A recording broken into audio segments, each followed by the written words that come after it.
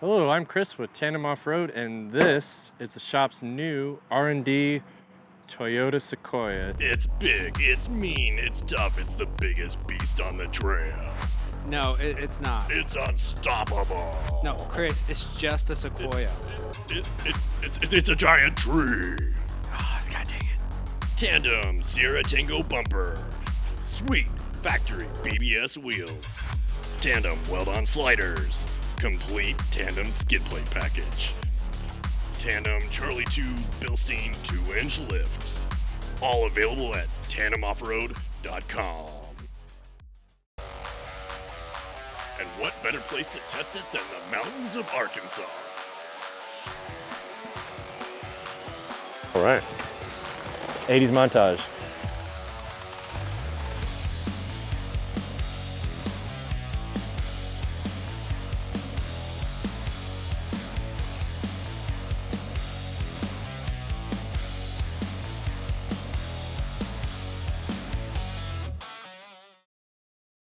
Well, I think today went pretty good. How'd the Sequoia do? The Sequoia did great. So the craziest thing we did today was a trail called Ultimate Adventure, which was a trail that used to be part of Peterson's 4x4 magazine, Ultimate Adventure. Really? Thing where they would get like 7 or 8 rock crawlers, and they would hit every single park like across the nation, and they would have to drive the rock crawlers from park to park. So that was part of the adventure. But you had to have like a rock crawler. So when we went up These aren't rock crawlers. they're not rock crawlers. I mean, we did it, but it was painful. Actually, I think my ascent was painful. Yours was pretty, well, I guess you high-centered on your slider. But I had yours to was sit on the pretty slider, painless. yeah. It was. And that was spotter, not you, not the truck. Yeah, for sure. How'd for the sure. Bilsteins do? The Bilsteins did great. I was worried the 5100s weren't going to have enough damping in the back, but they did have enough damping. Yeah. I'm surprised. And you drove all the way from Texas. So. I drove all the way from Texas. No like weebly wobblies, floaties. 5 hours? 5 hours. Yeah. I think as usual, freaking 4Runner, 3rd gen, best gen. Yeah, I mean, that thing's always been a billy goat. Yeah. I think I struggled a little bit because I started kind of picking some lines that were a little bit harder.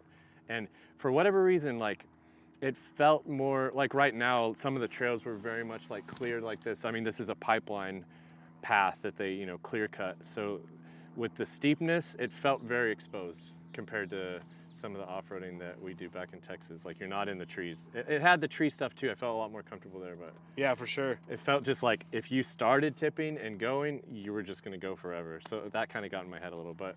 Yeah, well, I mean, I think one thing that I actually did not, and it's not the kit's fault, but we kind of like put it on the setting. I think the second clip. the second clip, Yeah. and with the bumper and the winch, I think we should have gone to the third clip. Yeah, it's a little low in the front. A little low in the front, so it should be a lot higher in the front. But hey, they're adjustable, so no They're big adjustable, deal. yeah.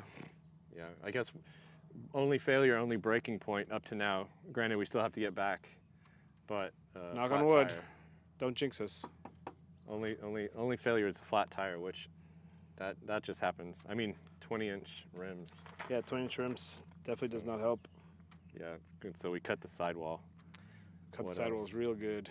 My Durabumps did amazing. I had 3 people, full cooler, bouncing around all of this stuff. And the old one, when you're especially on the roads when you go a little faster and you hit just the smallest little dip, it would be so harsh. But man, I didn't even feel it bottom. Like, I know I was on those Durabumps constantly today, but I didn't feel it at all. It was amazing. Yeah, that's a good buy. When we first started, I was thinking those gas jounce shocks would be what I needed, but I was a little bit skeptical that I wouldn't be able to feel the Durabumps, but I'm sold. Yeah, It's amazing. Durabumps, that's going to be a thing we're going to put in all the kits now, I think. No doubt. We need to get Durabumps for the rear of this thing. Yeah, absolutely. What else? I think it did great. The girls off-roaded some for the first Girls time. did some off-roading. That was cool.